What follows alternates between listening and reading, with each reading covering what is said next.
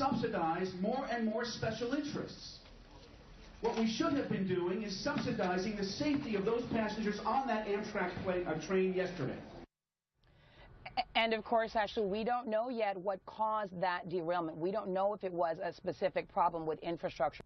All right, ladies and gentlemen, welcome aboard the Steve Malzberg show. No pun intended there, obviously, as we are all still mourning the deaths of those poor passengers on the Amtrak train from Washington, D.C. to New York City last night. And now the latest count is 7 dead. Scores of people injured, some still serious and critical condition. And of course, the media and the left, it didn't take them long. It happened last night. I was watching this coverage last night, hours after it happened, and they were talking about infrastructure, how we need to spend more on infrastructure, as if they knew what caused this and who we could blame, and now we know what to do about it. There's the repulsive Stephen Israel, Democrat from the state of New York. Last I looked, he was the head of the DCCC. I don't know if he still is or not. Blaming it on Republicans, blaming it on a lack of funding. Didn't we have $1 trillion in a stimulus bill that went for infrastructure? What the heck is the government doing owning Amtrak anyway? It is a shame to politicize the tragedy. Now, especially since we know, and I believe it's been confirmed, it's certainly been reported by multiple sources, that the train was going 100 miles an hour around a curve that had a maximum speed limit of 50. So if that's the case, we know why the train crashed and derailed the way it did. So let's hold our horses, Democrats, leftists, before we rush to judgment here and try to blame it on somebody or something that, Baltimore, not enough money for education. They get more money per capita than any other student in Baltimore except for Newark, which is another disaster. Oh, but we need money, more money, more money. Republicans' fault. I do want to also mention one other thing here before we get to Alan West. I'm very disappointed that the Vatican recognized the Palestinian state. I think it's a disgrace. I think it's a sham. The Palestinian is they're a government half run by Hamas, dedicated to the destruction of Israel and the killing of Jews. The Palestinian Authority, the other part of that government, celebrates the killers of Jews. And for the Vatican to come down on the side of the Palestinians in this situation, while the Jews of Israel keep up all the holy sites and allow Christians to live in peace. How many Christians are in the Gaza Strip?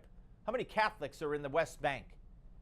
What a disgrace. I'm very disappointed, respectfully, to the Vatican and the Pope. It's just not right. All right, let's hear a little bit of Barack Obama, then we'll go to Alan West. I mean, I have to say that, if you watch Fox News on a regular basis, it is a constant menu. They will find, like, folks who make me mad. I don't know where they find them, right? They're all like, I don't want to work. I just want a free Obama phone or whatever. And that becomes an entire narrative, right, that gets worked. All right. Alan West, president of the National Center for Public Analysis, ncpa.org, former U.S. Congressman, of course, former Lieutenant Colonel. Congressman, so much to talk about. Let's start, though, if we can, with that. The president of George Washington University went on to say that we need to change the way the networks report on poverty, as if maybe he could give an executive order on it. Yeah, once again, you have President Obama living in a state of self-imposed delusion, because when you look at the statistics on poverty, what has happened since his 7 years, the amount of poverty that has increased among Americans, the amount of more people on food stamps and EBT cards, and this poverty summit that he supposedly had yesterday in Washington, D.C., it just seemed as another opportunity to blame someone else for the failure of the liberal progressive policies in the inner cities. And how interesting it is, Steve, that we are in the 50th year of Lyndon Johnson's Great Society and the War on Poverty, where we spent tens of trillions of dollars, and we haven't gotten anywhere as far as getting ahead with solving the issue in the inner cities, where their policies have broken down the black family, the failure of education. He didn't talk about the fact that he canceled the D.C. school voucher program, yet he sends his kids to Sidwell Friends. Yep. The truancy rate in Baltimore is 46%. The out-of-wedlock birth rate in Baltimore is 69% in the black neighborhoods. Those are the things that he should be talking about, not trying to scapegoat Fox News. Absolutely. And, of course, it's all the Republicans' fault for all the statistics you just mentioned, as it's probably the Republicans' fault, according to Stephen Israel and others, that the Amtrak train crashed and that we've had railroad accidents all over the place. Why is the government owning and running the railroads anyway?